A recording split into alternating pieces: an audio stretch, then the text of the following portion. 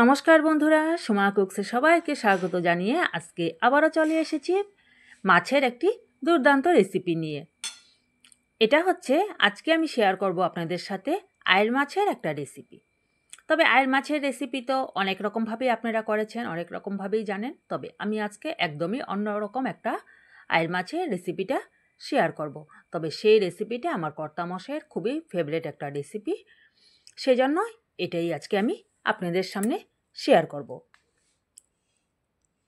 এখানে আমি বেশ কিছুটা আয়ের মাছ কেটে ধুয়ে আমি পরিষ্কার করে নিয়ে নিয়েছি।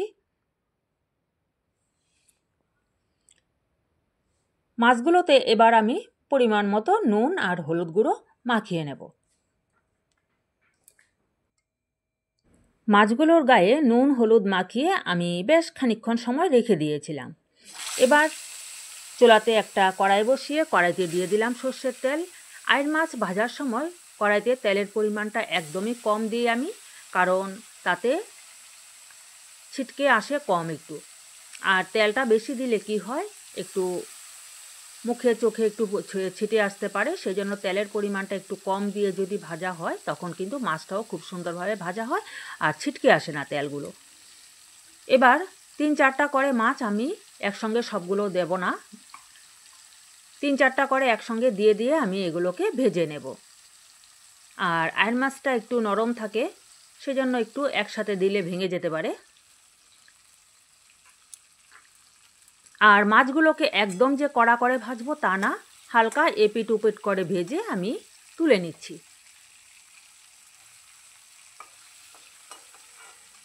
আর আয়ের মাছের কাটা নেই মাছটার, কিন্তু আয়ের মাছটার এমন কোনো নিজস্ব টেস্ট নেই। কিন্তু আয়ের মাছটাকে স্বাদ বানাতে হয় মশলাপাতি দিয়েই। ওই 4টে টুকরা তুলে নেওয়ার পর আবারও সেই তেলের মধ্যে আরও বেশ কয়টা মাছ দিয়ে দিচ্ছি। দিয়ে একইভাবে আমি মাছগুলোকেও ভেজে নেব। তবে সেইভাবেই একটু মশলা দিয়ে একটু ঝাল লঙ্কা সব কিছু মানে পরিমাণ মতো দিয়ে এটাকে রান্না করলে আয়ের মাছটা খেতে ভালো লাগে। সবগুলো মাছ আমার ভাজা হয়ে গেছে। ভেজে তুলে নেওয়ার পর সেই কড়াইতে আরও সামান্য কিছুটা সর্ষের তেল আমি দিয়ে দিচ্ছি।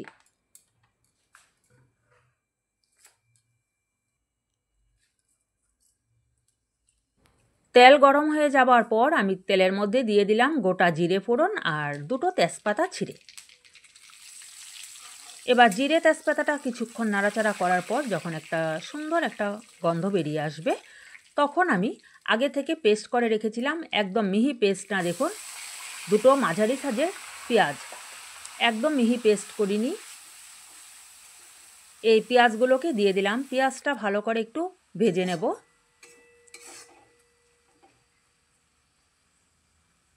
পেঁয়াজটা খানিকক্ষণ ভেজে নেওয়ার পর আমি এখানে কেটে রেখেছিলাম, পেস্ট করে রেখেছি কয়টা কাঁচা লঙ্কা, সামান্য একটু আদা আর 2 পিসের মতো রসুন। রসুনটা কিন্তু একদমই কম, না দিলেও চলে, তবু আমি 2 পিস দিয়েছি। এবার সমস্ত মশলাগুলোকে একটু যাতে কাঁচা গন্ধটা চলে যায় সেইভাবে একটু নেড়েচেড়ে আমি এটাকে রান্নাটা করব। গ্যাসের আঁচটা কিন্তু এখন মিডিয়াম আঁচে আছে। এদিকে আমি একটা বড় সাইজের একটা টমেটো আমি পেস্ট করে নিয়েছি, সেই টমেটো পেস্টটা এখন দিয়ে দিলাম।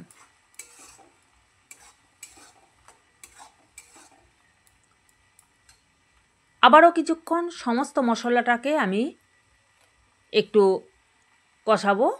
দিয়ে দিলাম পরিমাণ মতো লবণ। আগে মাছের মধ্যে নুন হলুদটা মাখাই ছিল, এখন আবারও কিছুটা নুন আমি এখানে দিয়ে দিলাম রান্নার জন্য। দিয়ে দিয়েছি 1/2 চামচ হলুদ গুঁড়ো, দিয়ে দিচ্ছি 1.5 চামচের মতো কাশ্মীরি লঙ্কার গুঁড়ো, একদম সামান্য পরিমাণ জিরের গুঁড়ো। জিরের গুঁড়োটা একদম 1/2 চামচের চাইতেও কম জিরের গুঁড়োটা, আবার না দিলেও চলে জিরের গুঁড়ো, কোনো ব্যাপার না, তবু আমি 1/2 চামচের চাইতেও কম দিয়ে দিয়েছি। দিয়ে এবার সব কিছু ভালো করে কষাবো যতক্ষণ না তেল ছেড়ে আসবে মশলার গায়ের থেকে। যখন কষানো হয়ে যাবে মশলার গায়ের থেকে তেলটা ছেড়ে আসবে। এবার বাটিটা ধুয়ে সামান্য একটু জল দিয়ে দিলাম আমি। আর এই রান্নাটায় বেশি জল দেব না আমি।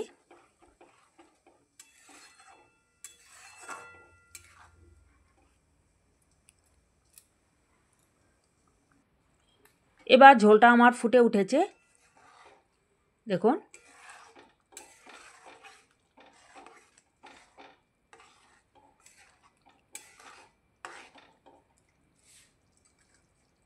ঝোলটা আমার ফুটে উঠেছে। এবার আস্তে আস্তে আগে থেকে ভেজে রাখা যে মাছগুলো, সেই মাছগুলো আমি দিয়ে দেব।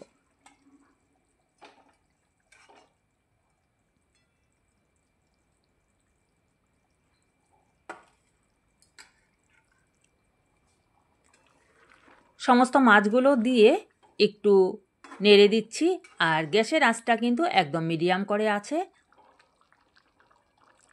গ্যাসের আঁচটা বাড়িয়ে দিলে কি হবে, ঝোলটা আমার শুকিয়ে যাবে, কিন্তু মাছগুলোর ভিতরে মশলাটা ঢুকবে না। সেই জন্য মিডিয়াম আঁচে রেখে এটাকে কয়েক মিনিটের মতো আমি এটাকে সেদ্ধ করে নিয়েছি। এবার সবচেয়ে স্পেশাল একটা মশলা, যেটা হচ্ছে এলাচ, দারচিনি আর সঙ্গে কয়টা কাজু বাদাম। এলাচ দারচিনির সাথে কয়টা কাজু বাদাম আমি একসাথে পেস্ট করে এটা একদম নামানোর আগ মুহূর্তে দিয়ে দিলাম।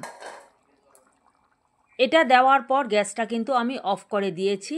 এবার এটাকে নেড়ে চেড়ে অল্প সময় ঢাকা দিয়ে রেখে দেব, গন্ধটা যাতে খুব সুন্দরভাবে রান্নাটার মধ্যে আসে।